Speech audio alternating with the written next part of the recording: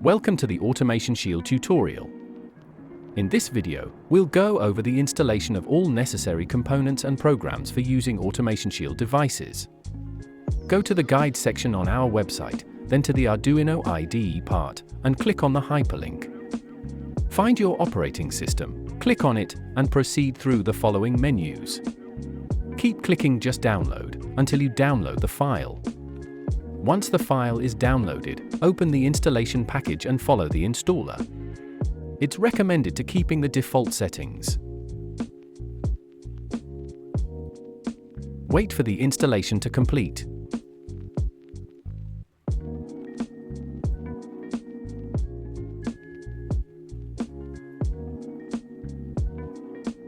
You don't need to launch the program yet.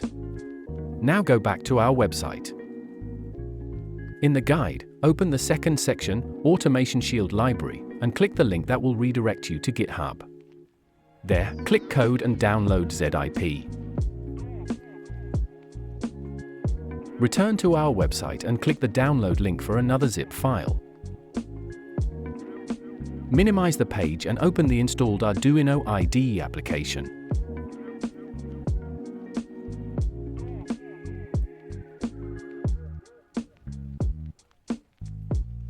In the top left corner, click Sketch. Include Library. Add .zip library, and select the downloaded AutomationShield master.zip. A console message should soon confirm successful library installation. Now on the left side, open the Library Manager, and in the search field type Arduino HTTP client. Select the official version by Arduino, choose the latest version, and click Install.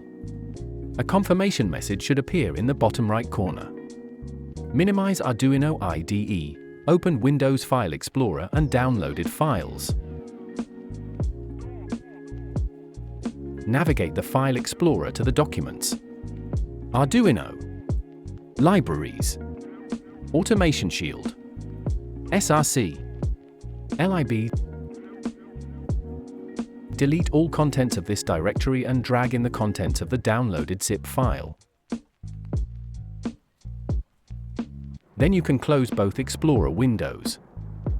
Return to Arduino IDE and check if everything was installed correctly. In the top left corner, click File, Examples, AutomationShield, and open any example file, for example AeroShield PID. This will open a new sketch. In the top drop-down menu, choose Select Other Board and search for Uno. Select Arduino Uno and click OK. Then click the checkmark icon in the top left.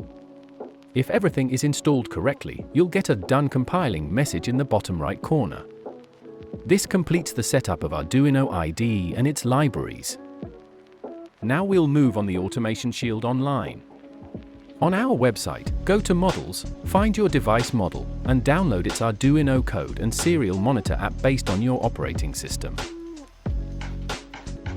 After downloading is complete, open the Arduino code zip files and move the folder to your desired location.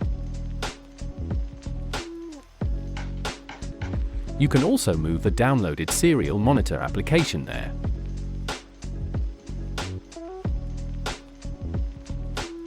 Connect the USB and power cable to your Arduino.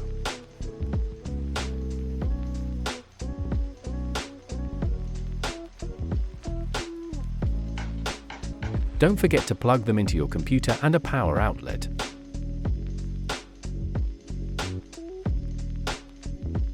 After connecting the Arduino, open the downloaded Arduino code. In the designated lines, enter your Wi-Fi name and password, and in the lines Arduino name and shield_password enter name and password of your choosing. Avoid using special characters. A simple password is fine. Open the drop-down in the top left and select your connected Arduino Uno R4 Wi-Fi. Click the arrow icon to the left of the drop-down menu. This will compile and upload the code to the Arduino. Before closing Arduino IDE, check which COM port your Arduino is connected to. The process won't take long, and after a successful upload, you'll see the message Done Uploading. You can now close Arduino IDE, we won't need it anymore. Now open the serial monitor application. On the first launch, a warning will pop up. Click More Info and run anyway.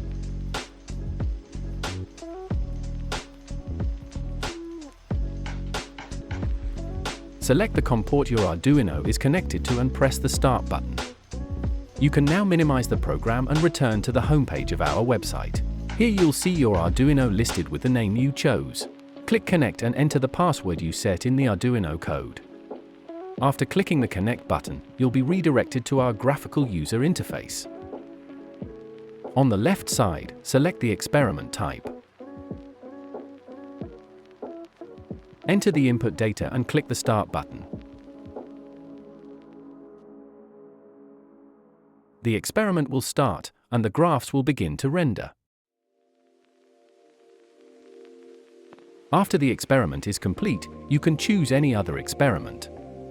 If you press the Start button before the previous experiment has finished, nothing will happen.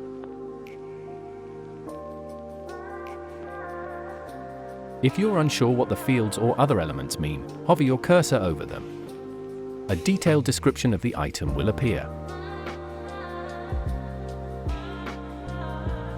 If you have any problem, visit our guide page.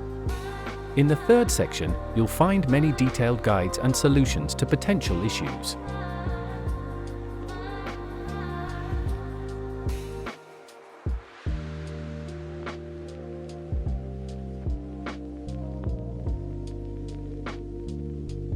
When you're finished, you can close the web page and exit the serial monitor program.